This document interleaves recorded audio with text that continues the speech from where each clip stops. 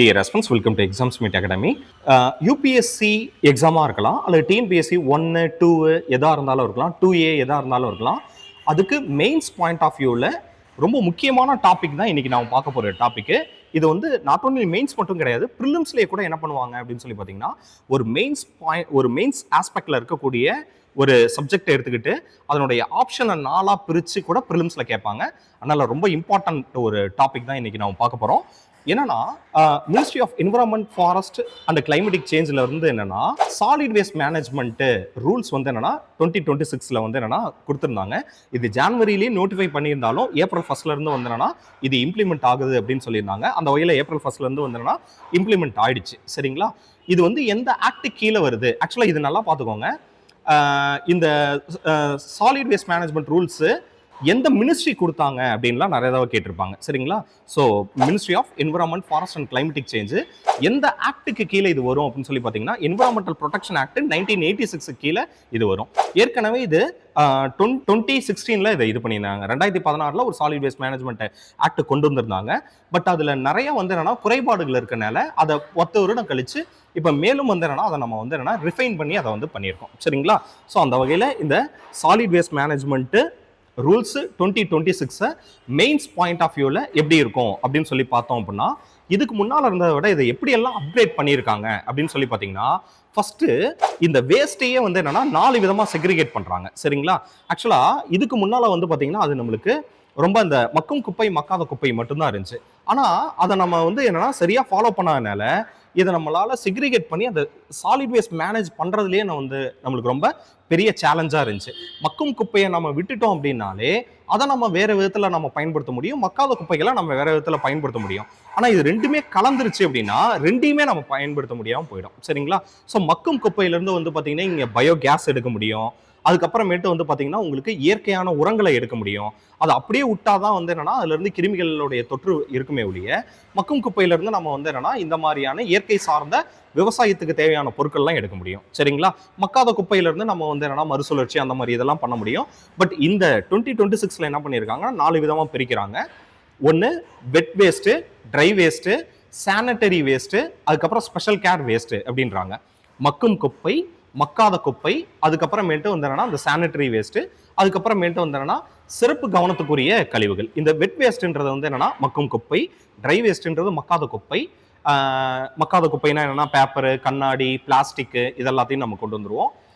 Sanitary waste அப்படின்றது வந்து என்னன்னா இப்போ நாப்கின் இருக்கு, டயப்பர் இருக்கு, காண்டம்ஸ் இருக்கு, இந்த மாதிரி இதெல்லாம் நம்ம எதில் கொண்டு வந்துருவோம்னா சானிட்டரி வேஸ்ட்ல கொண்டு வந்துருவோம்.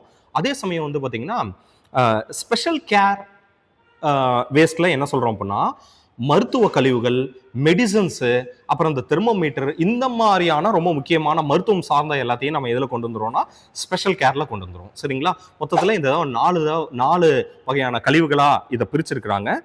ரொம்ப முக்கியமா இதில் என்ன சொல்றாங்க அப்படின்னு சொல்லி பார்த்தீங்கன்னா, bulk extended waste generator responsibility அப்படின்னு ஒன்று கொண்டு வந்திருக்காங்க. சரிங்களா? அப்படி என்ன பல்க் வேஸ்ட் ஜென்ரேட்டர்? பல்க்னா பெரிய அளவுல கழிவுகளை யாரும் வந்து என்னன்னா உற்பத்தி பண்ணுவாங்க அப்படின்னு சொல்லி பார்த்தீங்கன்னா, எந்தெந்த இடங்கள்லாம் இவங்க நோட்டிஃபை பண்றாங்க அப்படின்னா, ஒரு நாளைக்கு 100 கிலோவுக்கு மேல வந்து என்னன்னா கழிவுகளை ஏற்படுத்துறவங்க.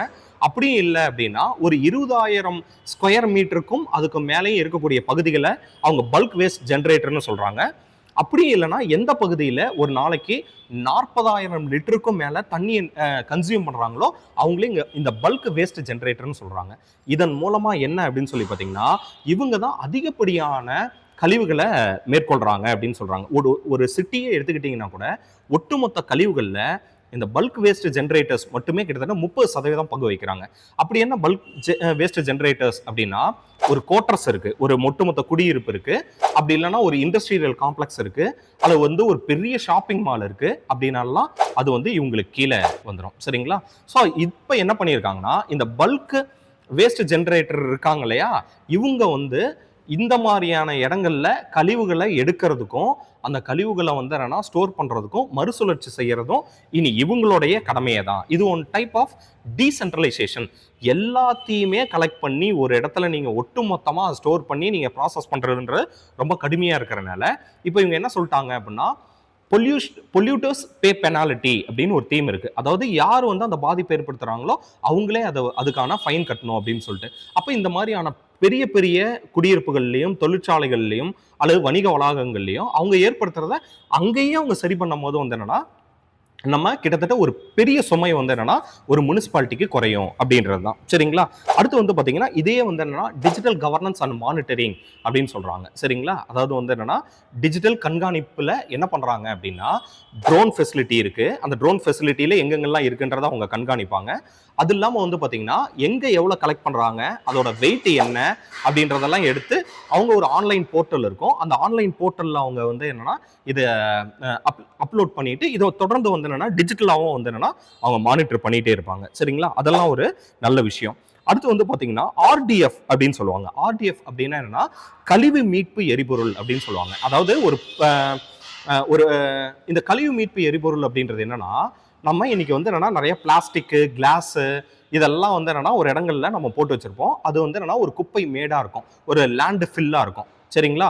அது தொடர்ந்து போட்டுக்கிட்டே வரனால வந்து என்னன்னா அந்த இடங்களை நம்மளுக்கு அடுத்தடுத்து குப்பை போடுறதுக்கே நம்மளுக்கு வந்து என்னன்னா இடமெல்லாம் போயிடுச்சு. இப்போ இந்த என்ன சொல்றாங்க அப்படின்னு சொல்லி பார்த்தீங்கன்னா இந்த ரெஃப்யூஸ் டெரைவ்டு ஃபியூயல் அப்படின்னு சொல்லுவாங்க, ஆர்டிஎஃப் அப்படின்னு சொல்லுவாங்க. அது என்ன சொல்றாங்க அப்படின்னு சொல்லி பார்த்தீங்கன்னா கழிவு மீட்பு எரிபொருள்ல ஒரு தொழிற்சாலைகளுக்கு தேவையான எரிபொருள் இருக்கு இல்லைங்களா, அதை இந்த பிளாஸ்டிக்கை எரிக்கிறது மூலமா இந்த பேப்பர்லாம் எரிக்கிறது மூலமாவே பண்ணிட்டோம்னா அந்த ஆலைகளுக்கான எரிபொருள் செலவையும் நம்ம கம்மி பண்ணிடலாம். இந்த குப்பை மேடு அதிகமாயிட்டு போகிறதையும் விரிவாகிறதையும் நம்மளால தடுத்துட முடியும் அப்படின்னு சொல்றாங்க.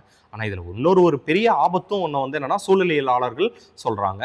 என்ன அப்படின்னா இந்த மாதிரியான பிளாஸ்டிக்கு எல்லாத்தையும் எரிக்கும் போது என்ன சொல்றாங்க அப்படின்னா டயாக்சின்னு சொல்லுவாங்க. டயாக்சின்றது என்னன்னா பிளாஸ்டிக்கை எரிக்கும் போது வெளியாகக்கூடிய ஒரு நச்சு. அந்த டயாக்சின் கார்சினோஜினஸ்னா என்னன்னா புற்றுநோயை ஏற்படுத்துறதுல ரொம்ப வீரியமானது. சரிங்களா? இந்த டயாக்சின்லாம் வெளியாகுது அப்படின்னு சொல்றாங்க. அப்புறம் பாலிக்ளோரனேட்டட் டைபென்சினோ டயாக்சின் அப்படின்னு ஒன்று, அப்புறம் டைபென்சோஃப்ளூரான்ஸ்னு ஒன்று, nitrous oxide, sulphur di oxide, அதுக்கப்புறம் பார்ட்டிகுலேட் மேட்ரு, இந்த மாதிரியான அதிக நச்சுத்தன்மை உள்ளதெல்லாம் வந்து என்னன்னா சூழல்ல நம்ம வந்து கலக்கிறனால ஒரு வகையில நம்ம இது நிலத்துல இருந்து தான் நம்ம குப்பையை அகற்றமே ஒழிய அதே குப்பையை நம்ம வந்து என்னன்னா பொல்யூஷனா வானத்துல கலக்க வைக்கிறோம் அப்படின்னு சொல்லிட்டு சூழலியலாளர்கள் சொல்றாங்க. ஸோ அதையும் நம்ம வந்து என்னன்னா கவனத்துல எடுக்க வேண்டியதா தான் இருக்கு. ஆனா என்ன அப்படின்னா குறைஞ்சபட்சம் ஒரு குப்பை மேடு சரி, ஒரு குப்பை மேட்டை வந்து என்னன்னா குறைக்கிறோன்ற அளவுலையாவது இதை நாம அக்செப்ட் பண்ண வேண்டியதா இருக்கு. சரிங்களா? அடுத்து லேண்ட்ஃபில் லீகசி வேஸ்ட் ரெஸ்ட்ரிக்ஷன் அப்படின்றது என்னன்னா மிக நீண்ட காலமா குப்பை கொட்டி கொட்டி கொட்டி அந்த இடம் ரொம்ப மோசமா இருந்திருக்கு இல்லைங்களா, அந்த மோசமா இருக்கிறத எல்லாத்தையுமே என்ன பண்றாங்க அப்படின்னா பயோ மைனிங் அல்லது பயோ ரெமிடியேஷன் அப்படிம்பாங்க. அதாவது வந்து என்னன்னா பாக்டீரியா, ஃபங்கை, ஆல்கா இந்த மாதிரியான உயிரிய பொருட்களை எல்லாத்தையும் வச்சு அதை எப்படி சிதைவடைய வச்சு அந்த இடத்த வந்து சுத்தமாக்குறது. இன்னொன்று என்ன அப்படின்னு சொல்லி பார்த்தீங்கன்னா இதுக்கு வந்து ஒரு சோஷியல் ஆடிட்டே இருக்கு. ஒரு லோக்கல் ஆடிட்ல வந்து என்னன்னா கலெக்டர் இதுக்கு மேற்பார்வையாளராக இருப்பாரு. ஸோ ஒவ்வொரு வருடமும் அந்த சைட்டை போயிட்டு பார்த்துட்டு மிக நீண்ட காலமாக குப்பை கொட்ட அந்த பகுதி எந்த அளவுக்கு வந்து என்னன்னா திரும்ப அதை வந்து நார்மலான ஒரு இடமா மாற்றி மேலும் குப்பை கொட்டப்படாம இருக்குன்றத பார்க்கறதுக்கு நிறைய சோஷியல் என்விரான்மெண்டல் ஆடிட்ஸ் எல்லாத்தையும் வந்து என்னன்னா அப்பப்போ செஞ்சுக்கிட்டே இருப்பாங்க. சரிங்களா? அது ரொம்ப நல்ல விஷயம். அடுத்து என்விரான்மெண்டல் கம்ப்ளையன்ஸ் அப்படிம்பாங்க. இந்த மாதிரியான எந்த சுற்றுச்சூழலை சரிவர செய்யலை அப்படின்னாலும் அவங்க கிட்ட வந்து என்னன்னா அவங்களுக்கு பெனால்ட்டி எல்லாம் போட முடியும் அப்படின்றது ஒன்று சொல்றாங்க. இதே வந்து பார்த்தீங்கன்னா டூரிசம் அதிகமாக இருக்கக்கூடிய ஐலாண்ட் இருக்கு அல்லது வந்து என்னன்னா மலைவாழ் தலங்கள்லாம் இருக்கு அப்படின்னா அங்கே டூரிஸ்டுகளுக்கு எப்படி என்னென்ன மாதிரியான இதெல்லாம் கொண்டு வரணும், குப்பைகள்லாம் எப்படி மேலாண்மை செய்யறது, அதை அவங்க போட்டாங்கன்னா அவங்களுக்கு என்ன பெனால்ட்டி போடுறது, ஒரு எக்கோ டூரிசம் சூழலியல் சார்ந்த ஒரு டூரிசத்தை எப்படி மேம்படுத்துறன்ற எல்லாத்தையுமே இதில் வந்து கொண்டு வந்துட்டாங்க. சரிங்களா? இது வந்து சொல்லப்போனால் ஒரு ரொம்ப நல்லதாக இருக்கு. ஆனால் என்ன ஒரே ஒரு பெரிய பிரச்சனை அப்படின்னு சொல்லி பார்த்தீங்கன்னா ஒரு திட்டம் என்னதான் இருந்தாலும் சரிங்களா அம்பேத்கர் தான் சொல்லுவார் ஒரு சட்டம் எவ்வளவுதான் முற்போக்கானதாக இருந்தாலும் அதை நடைமுறைப்படுத்துறவங்க பிற்போக்கானவர்களாக இருந்தாங்கன்னா அந்த சட்டத்துல எந்த நன்மையும் இல்லை அப்படின்னு சொல்லுவாரு. அதே போல ஒரு சட்டம் எவ்வளவுதான் பிற்போக்கானதாக இருந்தாலும் அதை நடைமுறைப்படுத்துறவங்க முற்போக்காளர்களாக இருந்தாங்கன்னா அந்த சட்டத்தினால எல்லா விதமான நன்மைகளையும் மக்களுக்கு கொண்டு போகலான்னு அம்பேத்கர் சொல்லுவாரு. இதையே அப்படியே நம்ம இந்த பின்னணியில பாக்குறோம் அப்படின்னா என்னதான் இந்த ரூல்ஸ் வந்து என்னன்னா ரொம்ப நல்ல ரூல்ஸா இருந்தாலும் ரொம்ப பெரிய பிரச்சனையா வந்து என்னன்னா பாலிசி மேக்கர்ஸும் அதுக்கப்புறம் சோஷியல் சயின்டிஸ்ட்டு, என்வரான்மெண்டலிஸ்ட்லாம் என்ன சொல்கிறாங்க அப்படின்னா, ஒரு பக்கம் வந்து பார்த்தீங்கன்னா இந்த நகர்ப்புற உள்ளாட்சி அமைப்புகள் தொடர்ந்து நிதி நெருக்கடியில் இருக்குது. ஸோ இதுக்கெல்லாம் வந்து என்னென்னா நீங்கள் நகர்ப்புற உள்ளாட்சி அமைப்புகளுக்கு நிதி பங்கீடெல்லாம் வந்து என்னென்னா சரிவர செய்யணும். அதே போல் நம்மள்ட்ட தொழில்நுட்பத்திலையும் வந்து என்னென்னா நம்ம ஷார்ட்டேஜாக தான் இருக்குது. தொழில்நுட்பத்திலையும் நம்மளுக்கு பற்றாக்குறையாக தான் இருக்குது. ஸோ அதனால டெக்னாலஜிக்கல் அப்கிரேடேஷன்ஸ் எல்லாமே நம்மளுக்கு வந்து வேணும். அடுத்தது வந்து பார்த்தீங்கன்னா ரொம்ப முக்கியமாக இது குறித்த மக்கள்கிட்ட வந்து என்னன்னா அவேர்னஸ் வேணும். எல்லாத்துக்கும் மேலே வந்து பார்த்தீங்கன்னா இந்த உள்ளாட்சி அமைப்புகளில் ஒரு மிகப்பெரிய அளவில் வந்து பார்த்தீங்கன்னா உங்களுக்கு முனிசிபாலிட்டி எல்லாத்துலேயும் வந்து என்னன்னா மிகப்பெரிய அளவில் ஆட்கள் பற்றாக்குறை இருக்கு. ஸோ ஆட்கள் பற்றாக்குறை இருந்துச்சுனாலே இந்த இதை வந்து என்னன்னா நம்மளால எஃபெக்டிவாக இம்ப்ளிமெண்ட் பண்ண முடியாது. இன்னொன்று இந்த கழிவுகள் எல்லாத்தையும் சுத்தப்படுத்துறாங்க பார்த்தீங்களா, அதில் ஒரு பெரிய பிரச்சனை இருக்கு. என்னன்னா சம்பளம் மிக குறைவு. அதே போல் அந்த சம்பளமும் வந்து பார்த்தீங்கன்னா உங்களுக்கு சரிவர ஒவ்வொரு காலகட்டத்திலையும் கிடைக்கிறது இல்லை.